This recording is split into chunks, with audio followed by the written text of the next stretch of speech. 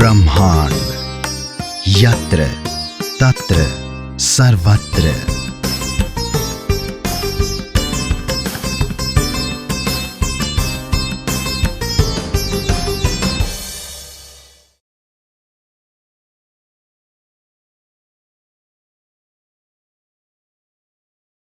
ये जो मासूम बच्चों की इन आंखों में सपने हैं ना, इन सपनों को मरने मत दीजिए।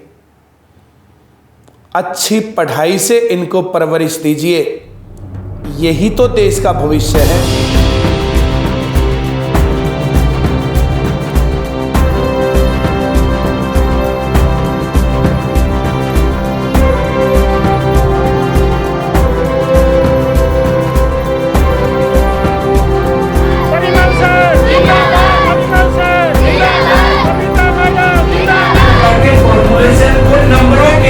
से हमें रिप्रेजेंट करना होता है। सबको आ गया? Yes sir.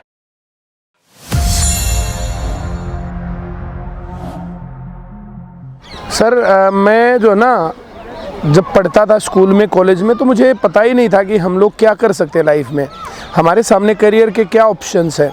हम लोगों को ये लगता था अगर किसी जुगाड़ उगाड़ से नौकरी लग गई, किसी नेता की सिफारिश से या 2-4 लाख रुपए दे करके, या जो है हम लोगों को बाकी काम खेती करना पड़ेगा। ये दो ही चीज़ें हमारे सामने थी। मुझे पता ही नहीं था कि हम लोग पढ़ाई करके, तैयारी करके नौकरी लग सकते हैं। मेरा एक फ्रेंड मुझे दिल्ली लेकर के आया। यहाँ पर बहुत लोग तैयारी करते थे, पढ़ाई करते थे, पढ़ के जॉब लगते थे। तो वहाँ आकर के मुझे जो पता चला, तो मेरे मन में एक बात आई, एक आइडिया आया कि जैसे मुझे नहीं पता था तो वैसे ही सभी लोगों को ही तो नहीं पता था। क्योंकि हम लोग कॉलेज में जो है ना, जैसे एक्सट्रोवर्ट स्टूडेंट थे, हम लोगों के बारे में जो है टीचर्स जो सब जानते थे, हम लोगों के बारे में पूरा कॉलेज जानता था। हम लोगों को अगर चीज़ें नहीं पता तो बाकी लोगों को कैसे पता होगा? जो लोग सीधे अपने घर से आते हैं, कॉलेज में जाते हैं, घूमते हैं, वापस चले जाते हैं, उनको कैसे पता चलेगा? तो मुझे लगा कि हम लोगों को इसके ऊपर काम करना चाहिए। इससे गवर्नमेंट की भी हेल्प होगी, सरकार को अच्छे पढ़े लिखे लोग मिलेंगे, और जो ये खर्ची पर्ची का सिस्टम है ये आज नहीं तो कल फिर फाइनली ख़त्म होगा, और सरकार को पढ़े लिखे एम्प्लॉय मिलेंगे, जो कि सरकार के सामने भी एक चैलेंज था। हमने ICS बना दिया।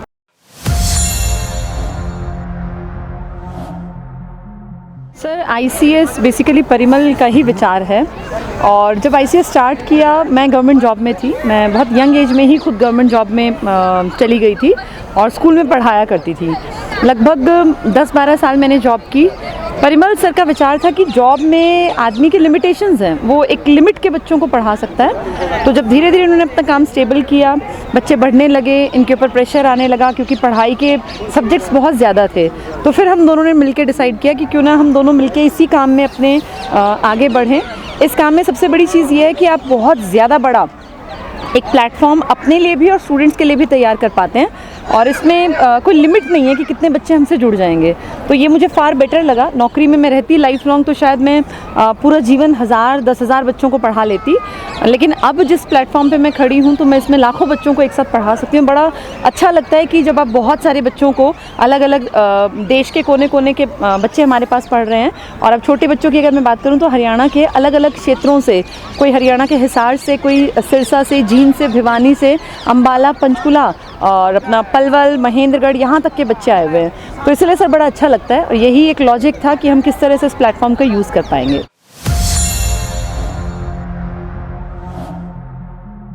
एजुकेशन के ऊपर जैसे देश की आज़ादी के बाद से हम लगाएं, अंग्रेज़ों के टाइम पर तो उनकी रिक्वायरमेंट थी, उन लोगों को कैसे इंजीनियर चाहिए थे, उन लोगों को कैसे क्लर्क चाहिए थे, कैसे टीचर चाहिए थे, उतनी अपनी रिक्वायरमेंट के teacher, clerk, engineer, doctor produce करते थे, उनको यूज़ करते थे।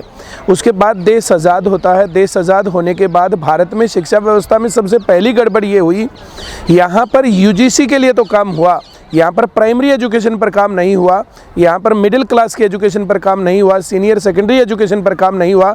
UGC में कॉलेज लेवल पर IIT बने, IIM बने देश की आज़ादी के तुरंत बाद, लेकिन प्राइमरी एजुकेशन पर प्रॉपर काम आज तक भी नहीं हुआ। और हर एक एजुकेशन पॉलिसी के अंदर यहाँ पर जो प्राइमरी एजुकेशन के ऊपर फोकस होना चाहिए था वो काम नहीं बन पाया। इस कारण से भारत में ड्रॉप आउट रेट लगातार कम ही है। तो मुझे जो है सरकार से उम्मीद इस बात के ऊपर ये है कि एजुकेशन के ऊपर प्रॉपर ध्यान देना चाहिए। और प्राइमरी स्कूल्स को अब आप जो है गांव में जाकर के देखोगे तो उनकी बिल्डिंग जो है इतनी जर्जर है, बंजर है, बिजली वहाँ पर होती नहीं है, बाकी सुविधाएं हैं नहीं। तो इस कारण से जो ना प्राइमरी एजुकेशन में बच्चों का जो इंटरेस्ट क्रिएट नहीं हो पाता है। इस कारण से जो है प्राइमरी जो है स्कूलों में, गवर्नमेंट स्कूल्स में जो है स्ट्रेंथ कम होती है, और जो ये प्राइवेट जो है ये बनाते हैं वहाँ पर ज़्यादा जो है बच्चों का जो है वो रहता है फोकस। किसी भी देश को अगर बनाना है तो वहाँ की एजुकेशन सिस्टम को सुधारना पड़ेगा। किसी भी देश को बहुत आगे लेके जाना है तो वहाँ पर एजुकेशन पॉलिसी को बहुत बढ़िया करना पड़ेगा, वहाँ पर जो है एग्जामिनेशन पॉलिसी को बहुत बढ़िया करना पड़ेगा। अगर जो किसी देश को बर्बाद करना हो तो वहाँ पर आप पेपर लीक करने लग जाइए, वहाँ पर शिक्षा पर ध्यान मत दीजिए, उसको इग्नोर कर दीजिए, तो फिर धीरे धीरे आपके पास अच्छे प्रोफेशनल्स बनने बंद हो जाएंगे, अच्छे वकील, अच्छे डॉक्टर, अच्छे इंजीनियर बनने बंद हो जाएंगे, अच्छे टीचरों की कमी हो जाएगी। ऐसा होने से देश की जो ना व्यवस्था चरमरा जाएगी, लोग अपने धंधों को, काम चीज़ों को संभाल नहीं पाएंगे, उसके कारण से फिर देश खराब हो जाता है। दूसरी तरफ अगर आपको जो है ना देश सुधारना है तो वहाँ पर एजुकेशन बहुत बढ़िया बनाइए, वहाँ पर जितने भी प्रोफेशनल्स हैं वो इतने ज़्यादा अच्छे बनाइए कि वे अपने प्रोफेशन के प्रति वफादारी कर पाएँ। ऐसा करने से देश बहुत आगे बढ़ता है। भारत में दुर्भाग्यवश इस बात की कमी है, और पिछले 20-30 साल से जब से मैंने जो है भाई होश संभाला, मैं बालिग हुआ हूँ, तब से मुझे एजुकेशन पर किसी भी गवर्नमेंट का, तब से आज तक सभी पार्टियों की गवर्नमेंट आई है, किसी का फोकस नहीं रहा है। तो मैं जो है गवर्नमेंट से चाहता हूँ कि सरकार इस बात पर ध्यान दे और एजुकेशन को मोस्ट प्रायोरिटी पर ले। दिल्ली में जो है केजरीवाल सरकार ने थोड़ा सा काम किया है, लेकिन वो भी दिखाने में ज़्यादा है, वो रियलिटी में कम है। इसके ऊपर बहुत ज़्यादा काम हो सकता है। कॉलेजेस और ज़्यादा बनाए जाने चाहिए। कुछ ही कॉलेजेस हैं उनमें 100% पर कट ऑफ लिस्ट होती है, बाकी लोग देश के पढ़ने के लिए कहाँ जाएं। देश में जो है, जैसे देश में जो कुछ कॉलेजेस बढ़िया हैं दिल्ली में, लेकिन उसके अंदर कट ऑफ लिस्ट 100 होने से बाकी बच्चे, कितने लाखों बच्चे हैं जो चाहते हैं पढ़ना, अच्छी एजुकेशन लेना, लेकिन उनके लिए स्पेस नहीं है, स्कोप नहीं है। तो ऐसे सरकार को चाहिए, ये गवर्नमेंट सरकार जो है सेंट्रल गवर्नमेंट को भी और स्टेट गवर्नमेंट को भी, कि वो इस प्रकार के इंस्टीट्यूशंस की संख्या बढ़ाए, वहाँ पर जो कैंडिडेट्स की, स्टूडेंट्स की एडमिशन की सीट्स बढ़ाए, ताकि जो बच्चे पढ़ना चाहें उन्हें क्वालिटी एजुकेशन मिले।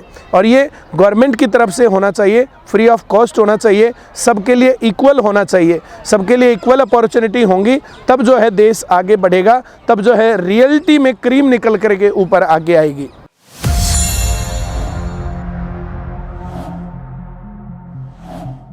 आईसीएस जो हमारा सपना है ना, ये बेसिकली आप ये मान के चलिए कि जैसे हम अपने बेटा बेटी को पढ़ाते हैं, जैसे एक माँ या एक पिता अपने बेटा बेटी को पढ़ाता है, तो वो चाहता है कि वो ऐसा पढ़ा दे कि उसके दिमाग में कॉन्सेप्ट बिल्कुल क्लियर हो जाए। हम हमेशा यही एक्सपेक्ट करते रहे हैं और आगे भी हमारा यही मोटो रहेगा कि जिस भी स्टूडेंट को पढ़ा दें उसके दिमाग में कॉन्सेप्ट इतना क्लियर हो, क्रिस्टल क्लियर हो, कि उससे कोई भी कभी भी किसी भी स्टेज पे कोई भी क्वेश्चन पूछ ले, उस बच्चे को ये ना हो कि मुझे इसका पहले का स्टार्टिंग का वर्ड बता दो तो मैं ही इसका आंसर दे पाऊँगा।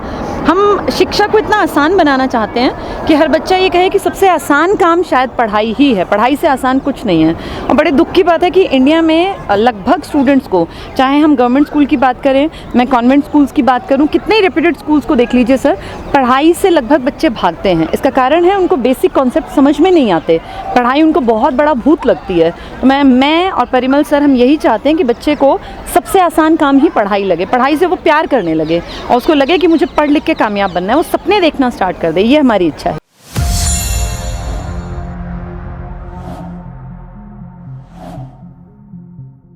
इंस्टीट्यूशन रन करने में ऐसे अगर पढ़ाने की मैं बात करूं तो मुझे ऐसे कोई ऐसा डिफ़िकल्टी फील नहीं हुई। हाँ, हो सकती है कुछ इस तरह की डिफ़िकल्टी जो वैसे अगर बात करें संस्था के रूप में तो वो सर ज़्यादा बेहतर बता पाएंगे। जी सर, एजुकेशन में जो ना, जैसे विद टचवुड हम लोग जो बात करें, जैसे हम लोगों ने पहले बहुत छोटे लेवल पे शुरू किया था, फिर उसको थोड़ा सा और बढ़ाया, फिर और बढ़ाया, एक्सपीरियंस बढ़ता गया, चीज़ें बढ़ती गई, एक्सपीरियंस बढ़ता गया, फिर ब्रांचेस बढ़ती गई, तो उस तरीके से जो चीज़ें मैनेज होती चलेगी, बहुत ज़्यादा सी डिफ़िकल्टी इस चीज़ में आई नहीं। जैसे बहुत सारी चीज़ों को, जो बहुत अच्छी चीज़ें जो खड़ी होती है तो बहुत लोग बोलते हैं भाई क्या डिफ़िकल्टीज़ रही, तो बहुत ज़्यादा उस प्रकार से डिफ़िकल्टी नहीं रही। अब हम बात करें तो डिफ़िकल्टीज़ के लेवल पर इंडिया में जो बहुत बड़ी दिक्कत है, तो यहाँ पर जो है डेडिकेटेड मैन पावर नहीं है, यहाँ पर वेल ट्रेंड जो है जो स्टाफ की जो रिक्वायरमेंट होती है वो नहीं है। तो ये तो हम फेस करते हैं, तो पूरा देश ही फेस करता है। अब धीरे धीरे हम लोग जो है तो इस बात पर पहुँचे कि हम लोगों को हर एक चीज़ को ट्रेनिंग देनी चाहिए और हम लोगों को ट्रेंड करना चाहिए, स्टाफ भी और बाकी चीज़ें भी।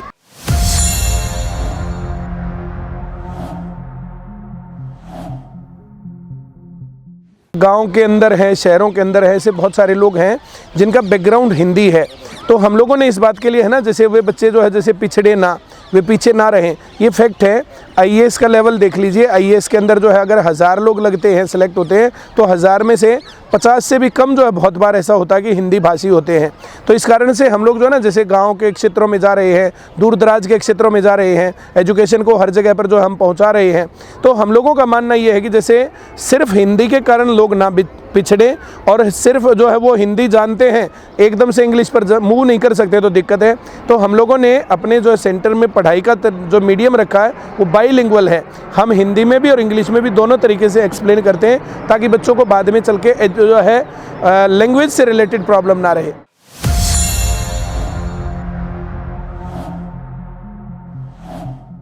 सर देखिए, जो है ना, जो बहुत बढ़िया कॉलेजेस हैं, ऐसा नहीं कि भारत में बहुत बढ़िया कॉलेजेस नहीं हैं। भारत में आईआईटी हैं, आईआईएम हैं, भारत में जो है डीयू के अंदर बहुत अच्छे कॉलेजेस हैं, हैदराबाद में जो है बहुत अच्छे कॉलेजेस हैं। अब जो है बीएचयू की बात करें हम, लखनऊ के अंदर बहुत अच्छे कॉलेजेस हैं, पटना में, कलकत्ता में अच्छे कॉलेजेस हैं, एजुकेशन है। लेकिन ये एजुकेशन जो है ना बहुत लिमिटेड लोगों तक जो है संकुचित हो गई है, इसके चलते प्रॉब्लम है। हमें करना क्या चाहिए? हमें नंबर ऑफ़ कॉलेजेस हर जगह पर बढ़ाने पड़ेंगे, हमें क्वालिटी टीचर्स हर जगह पर जो प्रोड्यूस करने पड़ेंगे, तब बात बनेगी। जो प्रॉब्लम है ना, वो प्रॉब्लम ये है कि जेबीटी और बीएड के लिए जो है बहुत सारे प्राइवेट इंस्टीट्यूशंस में जो है वो दे दी परमिशन, और परमिशन देने के कारण फिर वहाँ से जो है ना जो क्वालिटी आनी चाहिए वो आ ही नहीं रही है। और वे अधिकतर जगहों पर तो नॉन अटेंडिंग की एक्स्ट्रा फीस चार्ज करके बच्चों के अंदर कोई भी क्वालिटी डाले बिना डिग्री पकड़ा रहे हैं। और सबके पास डिग्री तो है, लेकिन योग्यता नहीं है, क्वालिटी नहीं है कि वे अच्छी एजुकेशन आगे डिलीवर कर पाएँ। तो भारत में एजुकेशन में ये बड़ी प्रॉब्लम है। ये जो है ना, जैसे प्रोफेसर्स और जैसे जो है लेक्चरर्स और जो डीन्स हैं जो अच्छी यूनिवर्सिटीज़ में हैं, तो उसी लेवल के हर जगह पर प्रोड्यूस करने पड़ेंगे, बात तब बनेगी। एजुकेशन सिस्टम के जो पेपर लीक का सिस्टम है, उसके अंदर जो डिग्रियों का जो पेपरों में नकल का सिस्टम है, वो टोटली बंद करना पड़ेगा, तब क्वालिटी एजुकेशन बनेगी, तब देश में सुधार बनेगा, तब एजुकेशन में सब लोगों के लिए अपॉर्चुनिटी बन के आएगी। न्यू एजुकेशन पॉलिसी के अंदर बहुत अच्छे शब्दों का प्रयोग किया गया है, चीज़ों को बहुत घुमाया गया है, उसके ऊपर बड़े सवाल हैं। चीज़ों के अंदर सबसे बड़ा सवाल, सबसे पहली चीज़ है ना, उसमें जो है जो दे रखा है कि एजुकेशनल इंस्टीट्यूट्स को स्वायत्त बनाया जाएगा, ऑटोनॉमस बनाया जाएगा। अब ये स्वायत्त और ऑटोनॉमस वर्ड्स है ना, ये देखने में सुनने में बहुत अच्छे हैं, पर इसका मतलब क्या है? इसका मतलब है उनको प्राइवेट किया जाएगा, उनको गवर्नमेंट की तरफ से कोई सहायता नहीं मिलेगी। ऐसा होने से उनके अंदर जो एक्सपेंसेस होते हैं, या तो उन एक्सपेंसेस में कटौती होगी। एक्सपेंसेस में कटौती कैसे हो सकती है? जो है परमानेंट टीचर हैं, जो प्रोफेसर हैं, जो डीन हैं, जो लेक्चरर्स होते हैं, असिस्टेंट प्रोफेसर हैं, उनको कॉन्ट्रैक्ट पर रखा जाएगा या तो वो उनकी क्वालिटी डाउन करवाई जाएगी। अच्छी क्वालिटी के लोग अब जो कम सैलरी में कैसे मिलेंगे? और उतने पैसे अगर जो है आपको जो अरेंज करने हैं, तो फिर उसका बोझ सीधा बच्चों के ऊपर पड़ेगा। और जो रिच बच्चे हैं, जो अफोर्ड कर सकते हैं, सिर्फ वे पढ़ पाएंगे। जो नॉर्मल लोग हैं भारत के, जैसे 80 करोड़ लोग, वे लोग हैं जो सरकार कहती है अपने आप कि उन्होंने 5 किलो अनाज महीने का मुफ्त का लिया। तो 80 करोड़ लोगों को 5 किलो अनाज दिया जा रहा है, तो वे अच्छी एजुकेशन कहाँ से लेंगे? ये ऑटोनॉमस कह तो दिया, स्वायत्त कह तो दिया, ये सब कुछ प्राइवेट हो जाएगा, तो उस केस में अच्छी एजुकेशन कैसे मिल पाएगी? ये बड़ा सवाल इस बात के ऊपर है। दूसरा, जो बातें इसके अंदर डाली गई हैं, जो बातें उसके अंदर जो है लिखी गई हैं, वो एजुकेशन उसके अंदर डालने के बाद फिर वो चीज़ पूरी कैसे होगी, उसको हम जो है उसको ज़मीनी स्तर पर जो इम्प्लीमेंट कैसे करवा पाएंगे? उस प्रकार के टीचर्स, ट्रेनर्स और उस प्रकार के लेक्चरर्स और वैसे इंस्टीट्यूट्स कहाँ हैं? तो उसकी एक भयंकर कमी है। उसके ऊपर जो है सवाल बड़ा है कि उसको जो वो लिखा है, जो जिसके लिए जो सपना देखा गया है, उसको इम्प्लीमेंट करने वाले लोग ही नहीं होंगे, तो फिर वो इम्प्लीमेंट कैसे होगा? वो ज़मीनी स्तर पर लागू कैसे होगा? एक और चीज़ सर, नई शिक्षा नीति जो आई है ना, इसके इम्प्लीमेंटेशन में वैसे भी बहुत दिक्कतें आने वाली हैं, क्योंकि लर्निंग बाय डूइंग पर बेस्ड बता रहे हैं। तो या तो पूरा इंफ्रास्ट्रक्चर बदलना पड़ेगा, स्कूल्स में वो सुविधाएं नहीं हैं। जैसे आप कह रहे हैं कि जो आंगनवाड़ी का स्कूल हुआ करता था, आंगनवाड़ी जहाँ चलती थी 3 से 6 की साल के बच्चों की उम्र के लिए, अब ये स्कूलों में आएंगे। तो आप ये देखिए कि इंफ्रा को कितना बदलना पड़ेगा। 3 से 6 का बच्चा अगर स्कूल आएगा तो उसके लिए बहुत छोटी छोटी चीज़ें स्कूल में जुटानी पड़ेंगी। यानी शिक्षा को सिर्फ कागज़ों में नहीं बात बनेगी, अगर ज़मीनी स्तर पे लाना है तो बहुत ज़्यादा काम करना पड़ेगा, जिसमें कि टीचर्स भी उस लेवल पे, अभी अगर मैं बात करूँ नर्सरी टीचर्स की तो बेहद कमी है इस देश में। और अभी तो ऐसी हालत है कि जितनी वैकेंसी आती हैं साल में वो भी पूरी फिल नहीं हो पाती हैं। तो कई साल लग जाने वाले हैं इन सबको इम्प्लीमेंटेशन में। तो बाकी देखते हैं, सरकार तो कह रही है 2025 तक इस पे काम कर लेंगी, लेकिन ज़मीनी स्तर पे काम होने में शायद अभी टाइम लगेगा।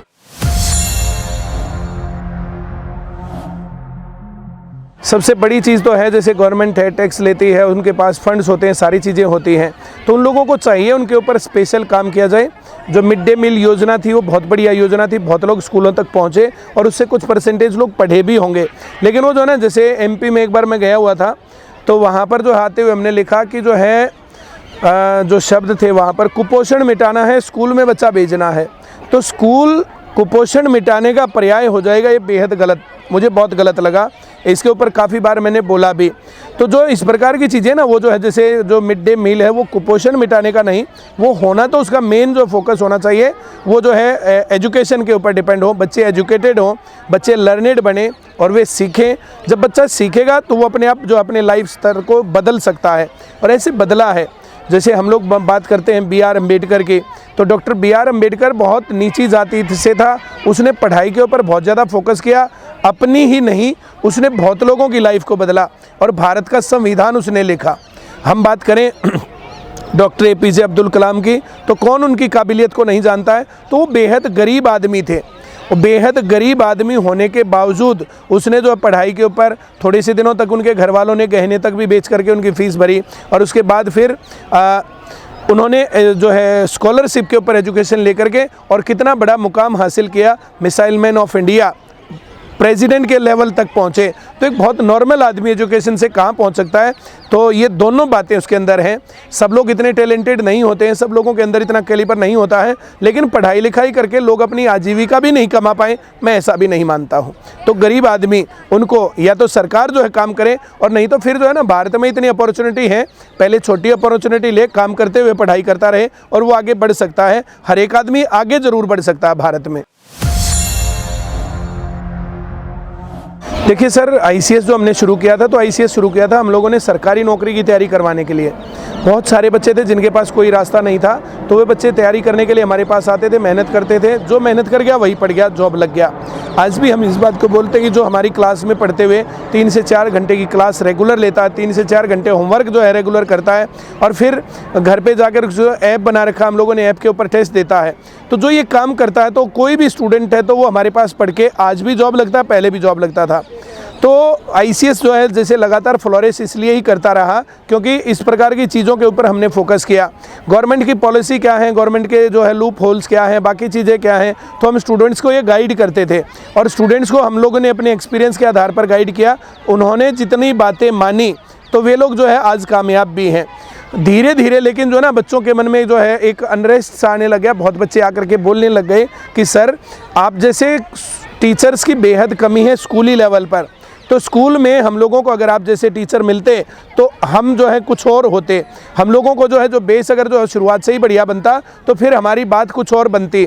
तो धीरे धीरे ये बात जो है माइंड में क्लिक करते, एक बच्चा सिलेक्ट होकर के आ रहा, वो कह रहा, दूसरा आ रहा, वो कह रहा, तीसरा आ रहा, वो कह रहा है, तो हम लोगों को लगा हमें स्कूली लेवल पर काम करना चाहिए। तो हम लोगों ने स्कूली लेवल पर काम करना शुरू कर दिया है। 5th क्लास से, इनफैक्ट 4th क्लास से 12th क्लास तक के बच्चों को पढ़ा रहे हैं, और 12th के बाद गवर्नमेंट जॉब की प्रिपरेशन बच्चे करते हैं, ग्रेजुएशन के बाद जो है बच्चे प्रिपरेशन करते हैं। तो उस चीज़ को हम लोगों ने 200-250 गाँव तक पहुँचाया है। तो हमारा विचार है कि हम दूर दराज के क्षेत्रों में, गाँव में, बस्तियों में जो लोग बिल्कुल रिमोट एरियाज़ में बैठे हैं, जिनको एजुकेशन नाम की चीज़ का ही नहीं पता है, वे लोग जो है एजुकेशन से क्या हो सकता है वो बात और उन अपॉर्चुनिटीज़ को सब लोग कर ही नहीं पाते हैं। तो हम लोगों का विचार ये है कि उन लोगों को हम एक अपॉर्चुनिटी दें कम फीस के ऊपर, दूर दराज के क्षेत्रों में बाईलैंग्वेज एजुकेशन, जिसके अंदर बहुत अच्छी क्वालिटी रहे, बच्चे समझ पाएँ, बच्चे उसका यूज़ कर पाएँ अपनी लाइफ में, उसको हम प्रोड्यूस करें। इसके ऊपर हम काम करना चाहते हैं अभी।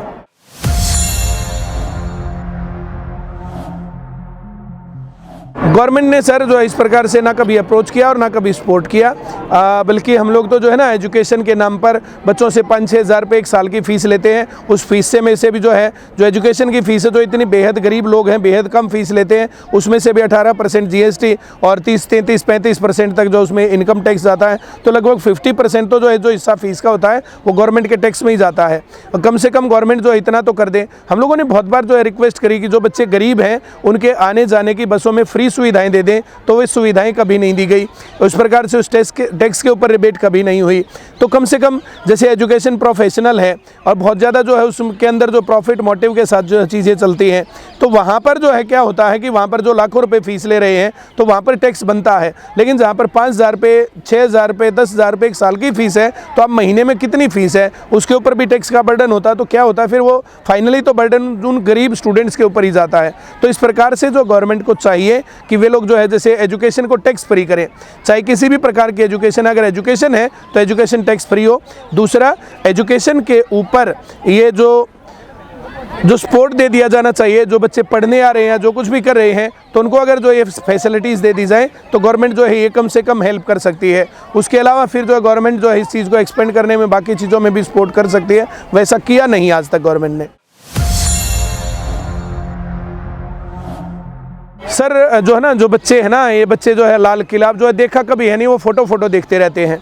अब आपने कभी संतरा देखा ना, वो संतरे का फ़ोटो दिखाएं तो जो आप अपने आप समझिए। अब जिस आदमी ने समुद्र नहीं देखा है और जिस आदमी ने जाके समुद्र देख लिया, पिक्चर में और फोटो में देखने में और रियलिटी में समुद्र में जा करके जो वहाँ पर देखते हैं, जो फील होता है, तो वो डिफरेंस होता है। जैसे सरकार बात करती है लर्निंग बाय डूइंग, तो ये लर्निंग बाय डूइंग जो कहने को रहता, करें क्या? तो हम लोगों ने जो है जैसे लाल किला दिखाया तो उसके अंदर जो घूमे वो सारी बातें दिखाई, तो राजा किस प्रकार से रहता था। आज बच्चों ने पिक्चराइज कर लिया, हम उसको थ्योराइज करेंगे पढ़ाते टाइम। देखो बेटा, तुम लोगों ने जब लाल किला देखा तो उसमें ये महल था, वो महल था, ऐसी बातें थी। कुतुब मीनार आज तुमने देखा तो कुतुब मीनार में ये था, तो ये जो है जैसे कुतुबुद्दीन ऐबक का नाम यहाँ पर आया, अलाउद्दीन खिलजी का नाम यहाँ पर आया, उन लोगों ने ये चीज़ें बनाई थी। अब किस प्रकार से ये चीज़ें बनी, कैसे खड़ी हुई, कैसे जो है चीज़ें हैं, तो उन बातों को उन्होंने जो वहाँ पर जा करके रियल में देखा। सिर्फ फोटो में देखना और रियल में देखना में डिफरेंस है। और इसी बात के ऊपर आज जो है जो एजुकेशन पॉलिसी है और गवर्नमेंट जो बात करती है तो लर्निंग बाय डूइंग, तो इसको प्रैक्टिकल हमने अंजाम पहुंचाया। अब लोग इस बात को करते हैं कि नहीं करते हैं, लोग क्या करते हैं क्या नहीं करते हैं। मैक्सिमम स्टूडेंट्स वे थे जिन्होंने दिल्ली आज तक देखी ही नहीं थी। हरियाणा में अलग अलग जगहों से, कोई कुरुक्षेत्रा के गांव से है, कोई अंबाला के गांव से बच्चा आया हुआ पढ़ने के लिए, यहाँ पर घूमने के लिए, कोई आदमी भिवानी से, रोहतक से, हिसार से, बरवाला से, जो है सोनीपत से। तो जो इस प्रकार के लोग यहाँ पर आए हैं, तो उन बच्चों ने जिन्होंने कभी दिल्ली देखी नहीं थी, तो प्रैक्टिकल लाइफ जो है यहाँ पर कुतुब मीनार में घूमे, जो है लाल किला में घूमे, कनॉट प्लेस में घूमे, तो उन चीज़ों ने उन्होंने जो है वहाँ पर आकर के एक जो है रियल एक्सपीरियंस फील किया। तो बच्चे जो है ना सिर्फ किताबी कीड़े ना बने, तो हमारा ये मकसद है कि हम बच्चों को अलग अलग जगहों पर, और जब ये थोड़ा सा काम और आगे बढ़ेगा तो हम उनको पहाड़ों में घुमा के लाएं, समुद्र दिखा के लाएं, और जो है चीज़ों को जो है पठार दिखा करके लाएं, जो सिर्फ कहने की बातें होती है। नदियाँ कैसे बनती है, ग्लेशियर कैसे पिघलता है, नदियाँ जो है ट्रिब्यूटरी कैसे बनती हैं, वो जुड़ती कैसे हैं, तो रियलिटी में जब वहाँ पर देखते हैं, बांध कैसे होता है, बांध में बिजली कैसे बनती है, तो वो सारी चीज़ें हम जो है करके दिखाएं, तो वो सबसे बड़ी चीज़ होती है। वो हम चाहते हैं उस चीज़ को हम इम्प्लीमेंट करें। और ये हमारा जो है स्कूली लेवल पर पहला टूर था जो दिल्ली में घुमाने के लिए, और हरियाणा के अलग अलग जगहों से आज 1,500 से 2,000 बच्चों ने यहाँ पर जो है घुमक्कड़ी मारी, मस्ती करी, और इन लोगों का जो है देखने का नज़रिया, विजन ज़रूर खुलेगा। सर इसके लिए एक्स्ट्रा कॉस्ट में जो है जैसे पर जो है स्टूडेंट जो चार्ज आया है वो 500 रुपये से 1,000 रुपये का चार्ज आया है, जिसमें उनका रेंट भी था और कुछ रिफ्रेशमेंट भी था, इनकी टिकट भी थी। तो ये 500 से 1,000 रुपये के बीच में जो है एक्सपेंस आया। इसके जो है इतने मिनिमम कॉस्ट के ऊपर हम लोगों ने दिल्ली के कई चीज़ें उनको जो है दिखाई। ICS जो है हरियाणा में तो 90-100 जगहों पर तो जो है हर एक जो है डिस्ट्रिक्ट में, टाउन में, सब टाउन में है, और 200, 250, 300 गाँव में भी है। तो तो जो पेरेंट्स ICS को अप्रोच करना चाहते हैं तो ICS सोशल मीडिया पर भी है, ICS का फेसबुक पेज भी है, ICS का यूट्यूब चैनल भी है, ICS के नंबर वैसे भी चलते रहते हैं। ICS जो है बहुत अननोन चीज़ लोगों के लिए नहीं है। ICS के फ्लैक्स, न्यूज़पेपर में ऐड, बाकी चीज़ें टीवी पर जो है ये सब चीज़ें चलना, तो आप जैसे लोग जो होते हैं, जो पत्रकार लोग हैं, तो ये जो है हम लोगों को सपोर्ट करते रहते हैं, इन चीज़ों को आगे बढ़ाते रहते हैं। तो ICS को अप्रोच करना इतनी बड़ी कहानी नहीं है। 9812009696 9812009696 ये ICS का नंबर है। कॉल करके अपने नियर बाई कहीं पर भी पता कर सकते हैं कि ICS में कैसे जाया जा सकता है। वे लोग आएँ और बातें करें। पहला काम जो ये डाउट है ना, ये डाउट दूर करने चाहिए। हम ये नहीं कहते आएँ दाखिला करवाएं, ना, आएँ पता करें। सिर्फ फीस देने से काम नहीं चलेगा पेरेंट्स का। आज बहुत स्मार्ट ज़माना हो गया, दुनिया बहुत आगे चली गई है। हमारे दादाओं का टाइम था कि पेरेंट्स की फ़ीस दी और छुट्टी, कोई बात नहीं। कभी फ़ीस दे दी और कभी नहीं भी दे दी, और नहीं बन पाई तो कोई बात नहीं, चलो थोड़े से गेहूँ दे दिए उसके बदले में। तो जो ये कहानी, जो दौर था वो, अब उस दौर से आगे बढ़ी बात। तो जैसे हमारे पेरेंट्स कभी कभी जाते थे, पर अब पेरेंट्स को बहुत एक्टिवली और डेली काम देखना पड़ेगा, करना पड़ेगा, स्टूडेंट्स को अप्रोच करना पड़ेगा, टीचर से मिलता रहना पड़ेगा। सब पेरेंट्स के लिए एक ही मैसेज है। देखिए, अपने बच्चों की क्षमता को पहचानना सबसे पहली जिम्मेदारी है हर एक माँ बाप की। एक दौर था जब बच्चे को टीचर के हवाले छोड़ के कि ठीक है सिर्फ पढ़ाने भर का काम है, लेकिन आज बच्चे बहुत सारी विलक्षण प्रतिभाओं के धनी हैं, और ये हमारी as a teacher, as a parent, as a society एक जिम्मेदारी बनती है। एक बच्चे को सिर्फ पढ़ाई के पीछे ना दौड़ाएं और सिर्फ मार्क्स को क्राइटेरिया ना समझें। मार्क्स एक पार्ट है पढ़ाई का, लेकिन मार्क्स ही सब कुछ नहीं है। एक बच्चा जब पढ़ने के लिए आए तो उसके ऊपर एक बहुत ज़्यादा प्रेशर ना रखें कि उसके मार्क्स से उसकी जजमेंट होने वाली है। ठीक है, मार्क्स अपने आप आ जाएंगे अगर उस बच्चे को स्टडीज़ बहुत आसान दिखेंगी। उसको खेलने, कूदने, बोलने का, जो उसके मन में आए वैसी लाइफ जीने का कम से कम उसको मौका दें। और ICS में हम हर पेरेंट्स को जब भी PTM होती है, हम यही मैसेज देते हैं कि अपने बच्चों को आज़ादी दीजिए। ये सबसे पहली शर्त है उनके दिमागी विकास की। बाकी जिम्मेदारी हमारी है। वो बच्चा पढ़ने में अपने आप इंटरेस्ट ले लेगा, और अगर उसका इंटरेस्ट पढ़ाई के अलावा भी है तो कम से कम उसको एक्सप्लोर करने का मौका दीजिए। हो सकता है आने वाले कुछ सालों में उनके बच्चे बहुत अच्छे कहीं रेसलर बन जाएं, कहीं कोई बजरंग पूनिया जैसा नाम उठा ले, कहीं कोई बहुत बढ़िया अपने जितने ये इसमें ओलंपिक में, पैरालंपिक्स में लड़के लड़कियां कितने सारे मेडल्स लाए हैं, या कितने ही लड़के हैं हरियाणा के या लड़कियां जो आज बॉलीवुड तक पहुंच गए हैं, कितने ही लोग हैं जो पेंटिंग में और अलग अलग विधाओं में नाम कमा रहे हैं। तो पेरेंट्स पहली चीज़ ये समझने की कोशिश करें कि सिर्फ मार्क्स ही सब कुछ नहीं है। मार्क्स एक हिस्सा है, और वो हिस्सा लेना बहुत आसान है अगर बच्चे को खुले दिमाग से जीने का और पढ़ने का और आगे बढ़ने का मौका दिया जाए। तो पेरेंट्स को बस यही मैसेज है कि पहले अपने बच्चे को आप जानने की कोशिश कीजिए। सबसे पहली जिम्मेदारी है आपकी। पढ़ाई भी एक हिस्सा है जो कि टीचर्स अपने आप करा देंगे, उसकी चिंता आप ना करें अगर आप ICS में अपने बच्चे को भेज रहे हैं। इस देश को, अपने समाज को, अपने परिवार को, अपने बच्चों को आगे बढ़ाना है ना, तो उन्हें बहुत अच्छी एजुकेशन देनी पड़ेगी, उनका दिमाग खुला करना पड़ेगा, उनको आज़ादी देनी पड़ेगी। और जब ये काम किया जाएगा तो फिर देश भी आगे बढ़ेगा, परिवार भी आगे बढ़ेंगे, लोग भी आगे बढ़ेंगे और समाज भी आगे बढ़ेगा। जय हिंद। ICS मतलब सरकारी नौकरी। अब ICS का मतलब है इंस्टीट्यूट ऑफ कंप्लीट स्टडीज़। इसका मतलब एक बच्चा सिर्फ सरकारी नौकरी के लिए नहीं पढ़ेगा, अब वो बचपन से हमारे साथ जुड़ेगा और स्कूल में जो जो वो कर सकता है, जहाँ जहाँ उसकी लाइफ अलग अलग दिशाओं में जा सकती है, उसको एक्सप्लोर करेगा। एक डाइवर्जेंट थिंकिंग का मालिक बनेगा हर बच्चा, और सिर्फ ये ना हो कि भाई वो किताबी कीड़ा बन के रह जाए, या अगर स्पोर्ट्स में है तो पढ़ाई में ज़ीरो रहे। नहीं, हर बच्चे को मौका मिलेगा वो अपने आप को पहचाने, अपने आप को जाने, और जितना हो सकता है अपना बेस्ट एक असेट के रूप में अपने आप को बेहतर बना सके। यानी पढ़ेगा इंडिया तभी बढ़ेगा इंडिया। बिल्कुल ठीक बात है सर। सब पढ़ें, सब बढ़े, यही ICS का नारा है। Thank you sir, thank you.